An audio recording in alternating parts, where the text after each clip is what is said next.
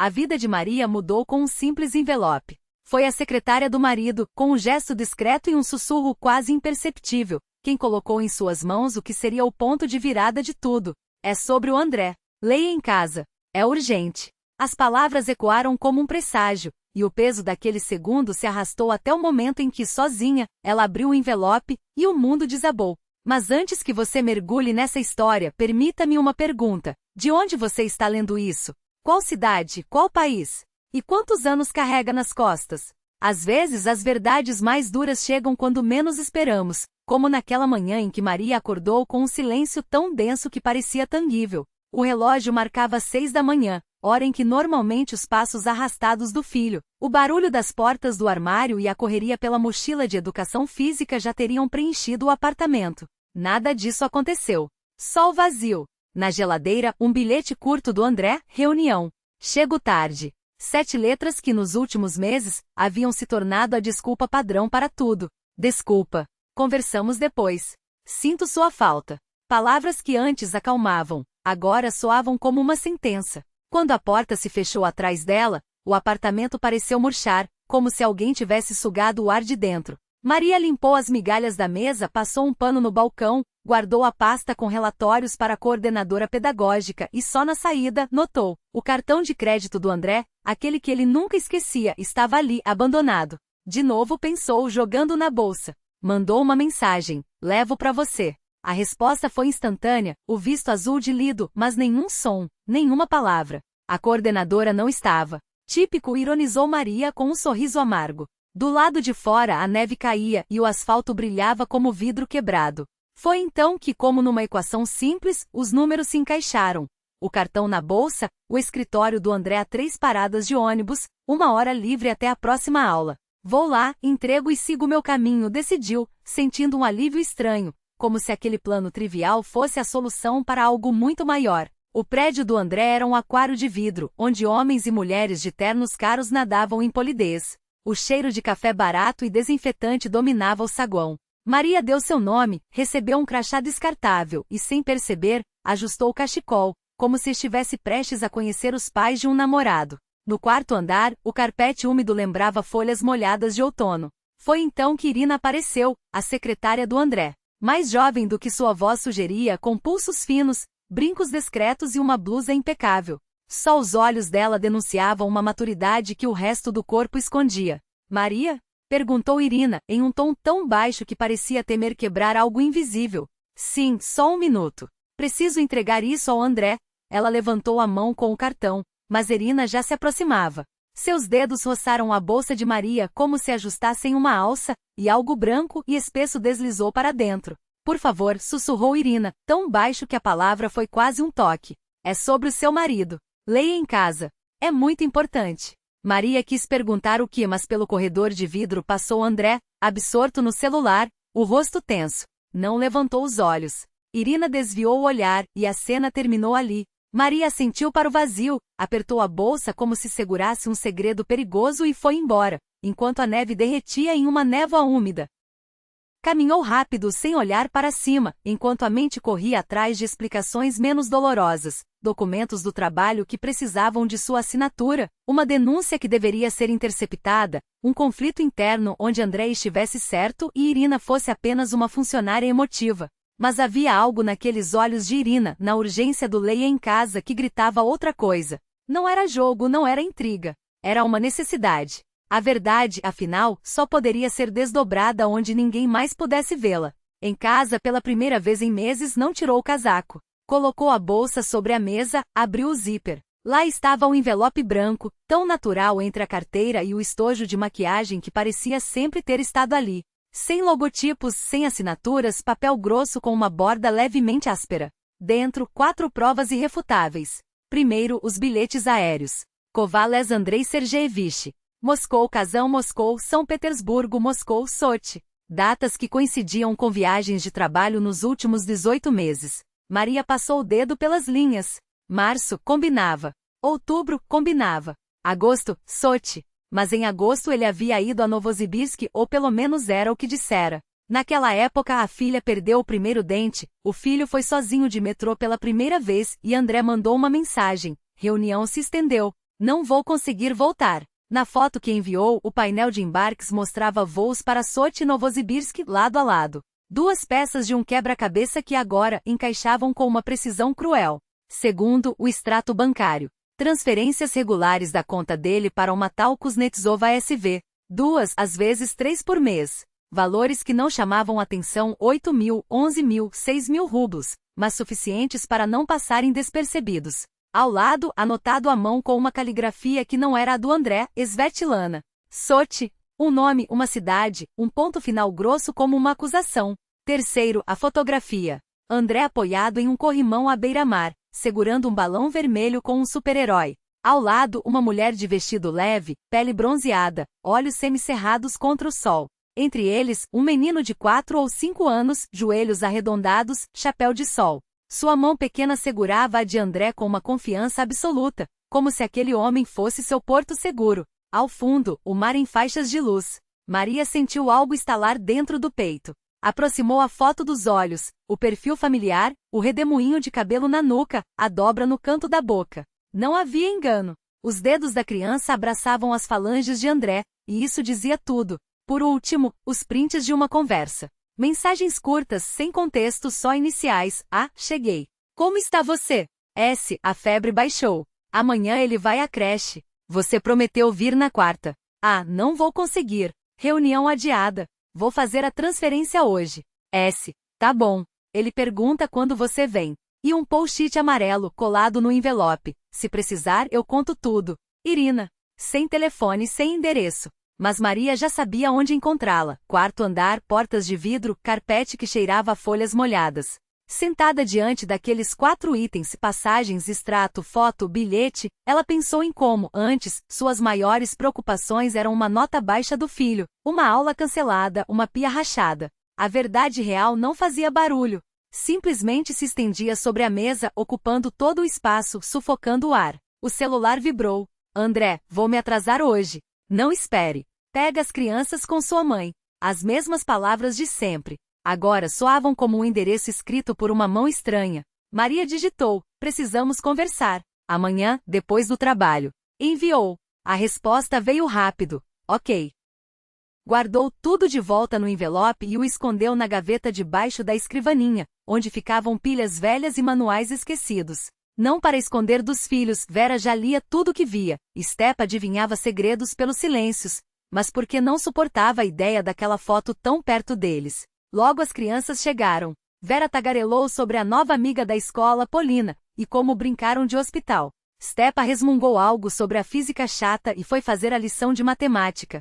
Era aquele barulho cotidiano, agora, o único cabo que a mantinha à tona. Mais tarde, quando eles dormiram, Maria tirou o envelope novamente. Olhou a foto e de repente disse em voz alta: ele não tem culpa. A compreensão veio depois, o menino não tinha culpa. Essa certeza não aliviava a dor, mas dava um norte. Fez um chá forte, encostou a testa no vidro frio da janela e esperou o dia seguinte chegar. A luz amarela da lâmpada de rua deslizava em linha diagonal pela janela, cortando a cozinha em 2 mundos. Do lado de fora, na escuridão do prédio vizinho, ria-se alto, uma risada que não era para ela. Maria deixou o telefone sobre o parapeito, sem olhar para a tela, e sussurrou palavras que o ar engoliu antes que chegassem a algum lugar. Acordou com a cabeça pesada, os sonhos da noite ainda grudados nas pálpebras como teias. A voz de André ecoava atrás de uma porta que não existia, o riso de uma criança vinha de um cômodo que não era daquele apartamento. Ela estava no meio do corredor, imóvel, sem saber como se chamar pelo próprio nome. Acorde. A ordem foi um soco no peito. O envelope não era sonho. Os filhos discutiam na sala como sempre, sobre quem levaria o lixo, um ritual doméstico que naquele instante soava como a única coisa real. Maria escutava aquelas vozes e sentia o chão firme sob os pés, mas por baixo dos passos deles, como o zumbido surdo de uma geladeira velha, latejava a certeza: Andrei vivia em 2 vidas. E uma delas não era com ela. Olhou para ele com os olhos da memória. Lembrou-se de como carregar a Vera nos braços, febril, tossindo até doer, enquanto ele murmurava que tudo ficaria bem. Dos números que se transformavam em carinhas sorridentes nas lições de Stepa, dos fios soltos que consertara no meio da noite quando a tela do computador rachou. Tudo isso existira. Mas agora sobre essas imagens colava-se outra camada. O homem da foto, o estranho com uma criança que não era sua filha. Na escola, Maria se esforçou para parecer normal. Corrigiu redações, fez perguntas, assentiu para os alunos com um sorriso que não chegava aos olhos. Mas as palavras honra, lealdade, traição doíam como lâminas. Uma aluna lia em voz alta: o herói de nosso tempo é aquele que é seu próprio algoz. Ela quase riu amargo, como um gole de café frio. No intervalo, as colegas falavam de salários, reformas, o último episódio da novela. Maria apenas sorria, enquanto uma única frase martelava em sua cabeça: para quem contar? A mãe? A melhor amiga? Como transformar em palavras a suspeita de que seu marido poderia ser pai de outro filho? As sílabas sozinhas fariam da dúvida uma verdade. Depois das aulas, entrou em uma agência bancária. Quis pedir extratos, perguntar por transferências. Parou a tempo. Sem acesso às contas dele, não obteria respostas, apenas olhares desconfiados. Saiu para a rua e por um segundo apoiou-se na parede, como se o prédio pudesse segurar também o peso daquilo que não vira. Engraçado. Sempre se considerará atenta, mas deixará passar o essencial. Lembrou-se do telefonema em agosto. Maria tem uma reunião, não espere acordada. Na época acreditara. Agora cada soveco soava como um código.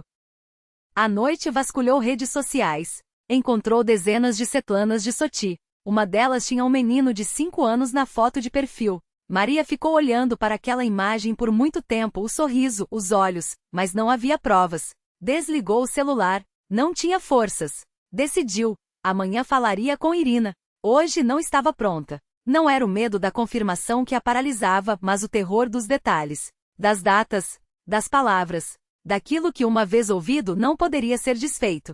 Quando André ligou, sua voz soava cansada, mas calma. Tudo bem? Amanhã tem o dia cheio. Com os filhos, tudo bem, respondeu ela, apertando o telefone como se pudesse espremer a verdade dali. Fizeram a lição. A conversa terminou seca, como entre estranhos que dividem o mesmo código postal. De volta à cozinha com outro chá nas mãos, Maria sentia as dúvidas puxá-la em direções opostas. E se fosse um engano? E se Irina tivesse inventado tudo? E se a foto fosse mera coincidência? Mas os bilhetes, as transferências, eram demais para ignorar. Imaginou André entrando em casa no dia seguinte, pendurando o casaco, olhando para ela. O que diria? Eu sei. Explica.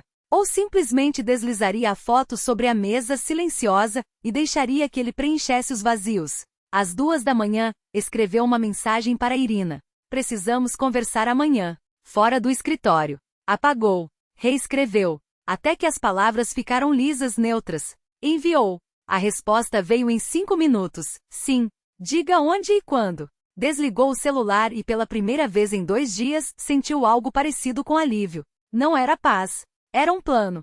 Um plano terrível, mas um plano. Aninhou-se entre os filhos. O quarto cheirava a pasta de dente infantil e sonhos quentes. Vera se encostou nela, respirando fundo. Maria fechou os olhos e jurou: não importa o que vier amanhã, eu tenho que seguir sendo mãe.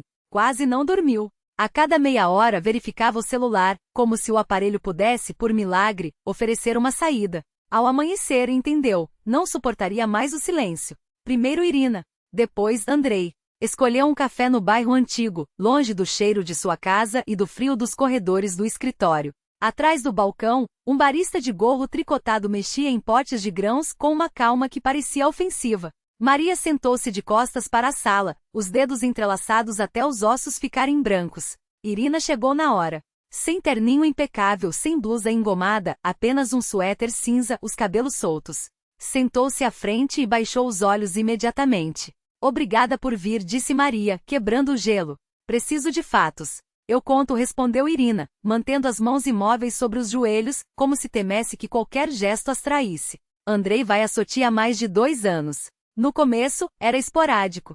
Depois, ficou frequente. Lá tem uma mulher, Svetlana. E um filho. A palavra filho atingiu Maria como um soco. Ela quase empurrou a cadeira para trás, mas se conteve. Tem certeza? Perguntou, a voz abafada. Vi algumas vezes em videochamadas. Ele ligava do apartamento dela, e a criança aparecia no quadro. Chama-o de Serioja. Maria mordeu o lábio. O nome era pior que uma foto. Uma foto podia ser guardada numa gaveta. O nome ficava na cabeça, repetindo-se como um eco. Por que se meteu nisso? Porque ficar calada ficou insuportável. Irina abaixou ainda mais a voz. Eu sei que não é da minha conta, mas via você quando ia ao escritório. E parecia injusto. Maria fechou os olhos por um instante. Depois disse, chega, não quero saber mais nada. Irina sentiu, aliviada e culpada ao mesmo tempo. Em casa não esperou a noite cair, ligou para Andrei na hora. Venha, precisamos conversar. Maria tem um compromisso, ele começou automático. Cancela. Ou falamos agora ou falamos no tribunal. Silêncio. Uma pausa longa. Estarei aí. Ela teve tempo de limpar a mesa, esquentar a chaleira, tirar o envelope branco da gaveta. As crianças estavam com a avó, um pressentimento a fizera deixá-las lá. A casa soava oca, mas naquele vazio cabia a conversa que ela temera por tanto tempo. Andrei entrou como sempre, rápido, tirando os sapatos, pendurando o casaco. Sentou-se à frente dela, olhou para o envelope. Seu rosto era uma máscara, mas nos cantos dos olhos tremia algo, medo talvez. Maria empurrou o envelope na direção dele. Abra. Ele obedeceu. Desdobrou os papéis, passagens, extratos da foto. Demorou-se no rosto do menino. 1 segundo. Depois, desviou o olhar. De onde tirou isso? Não importa. O que importa é o que é. Ele entrelaçou os dedos. Ia te contar. Maria riu seca. Quando? Depois da formatura da Vera? Ou quando a gente se esbarrasse com vocês na praia, Andrei? Com a sua outra família? Não foi planejado. Mas quando ele nasceu, não consegui desaparecer. Achava que dava conta de 2 vidas. As palavras soavam como desculpas, mas a voz não tinha força. Ele se chama Serioja, perguntou Maria, e ele baixou a cabeça. Quem te disse? Não importa. Sim, ele sussurrou. Algo dentro dela afundou. Agora tudo fazia sentido. O menino da foto, as transferências, os bilhetes, o nome. Não vou perguntar por que, disse ela. É inútil. Vou dizer como será daqui para frente. Você vai embora. Para ela. Andrei olhou para a mesa. Não sei. Não quero deixar vocês, nem abandonar ele. Já abandonou, respondeu Maria. A cada mentira, a cada viagem, a cada vez que escolheu o silêncio. Ele abaixou a cabeça. Eu errei. Mas vamos tentar de novo. Vou contar tudo. Sem mais segredos. Ela fitou seus olhos. Tenho 2 condições. Primeira, nenhuma viagem a trabalho sem aviso, só a verdade. Segunda, você conta às crianças, não amanhã, mas em breve. Elas precisam ouvir de você. Andrei empalideceu. Eles são pequenos, são sensíveis. Maria o interrompeu seca. E já sentem tudo. Ele assentiu, mas na primeira tentativa de explicar, seus olhos se encheram d'água. Você está me dando uma chance. Eu mereço a chance de terminar isso com honestidade. Andrei saiu. Maria fechou a porta e encostou a testa na madeira fria. A casa morreu com ela. Mais tarde, buscou as crianças. Vera tagarelava sobre a escola, Stepa reclamava da física. Tudo igual. Mas naqueles sons cotidianos, ela ouvia o futuro, um futuro que teria de ser construído de outro jeito. Quando as crianças dormiram, Stepa apareceu na cozinha buscando água. Mãe, vocês não brigaram com o papai? Conversamos, respondeu ela. Parece briga, mas é melhor. O menino assentiu e voltou para o quarto. Maria ficou sozinha. Tirou o envelope, olhou pela última vez a foto do garoto. Agora sabia seu nome. E entendia, aquela criança não tinha culpa. O único culpado era quem os havia colocado em lados opostos. Guardou a foto de volta, fechou o envelope e o escondeu na gaveta. Dessa vez não era um adeus. Era o começo do que ainda teria de ser vivido. Na manhã seguinte acordou com uma clareza estranha. Não era alívio, esse ainda não podia existir, mas a confusão mental habitual havia se dissipado. E se? Talvez valha a pena tentar? Não. As coisas agora eram diretas, frias como uma estrada de inverno. Preparou o café da manhã, checou as lições. Andrei chegou às 8, trouxe pães doces. Vera sorriu, Stepa ficou calado. Maria observava de lado. As crianças se alegravam. Andrei agia como um ator ensaiando o papel de pai atencioso, com medo de esquecer as falas. Depois do café, ela falou serena. Andrei, hoje à noite vamos ao cartório. Ele congelou, a xícara na mão. Ao cartório? Sim, eu protocolizei os papéis. Não é uma ameaça. É um fato. Ele tentou dizer algo, mas ela levantou a mão. Teremos tempo para discutir como formalizar tudo, mas a decisão já está tomada. Andrei andava pela cozinha como um animal enjaulado. Maria, você está destruindo tudo. Ela exalou. Você quem destruiu. Eu estou juntando os cacos.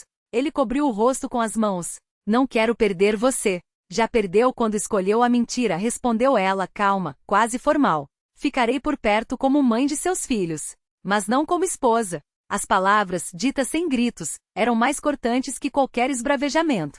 À noite, antes de sair, Maria reuniu as crianças. Eu e seu pai vamos morar separados, disse simples. Mas vocês sempre terão os dois. Vera chorou, Stepa franziu a testa e se trancou no quarto. 10 minutos depois, voltou. É por causa daquele menino da foto? Maria inspirou fundo. Sim, mas deixou claro, isso é uma decisão de adultos. Vocês não têm culpa. Stepa assentiu, sério demais para sua idade. Vera abraçou e sussurrou raivosa. Mãe, o importante é você estar conosco. No cartório, tudo foi rápido e seco. Assinaturas, carimbos, horários de visita. Maria segurou a caneta com firmeza. Andrei assinou como um homem que ainda espera uma brecha na sentença. Ao saírem, ele murmurou, talvez ainda haja uma chance? Ela o encarou. Há uma chance de você ser um pai digno. Isso já é o suficiente. Ele assentiu. Pela primeira vez, não discutiu. Uma semana depois, Maria alugou um apartamento perto da escola. Cozinha pequena, 2 quartos, cheiro de tinta fresca.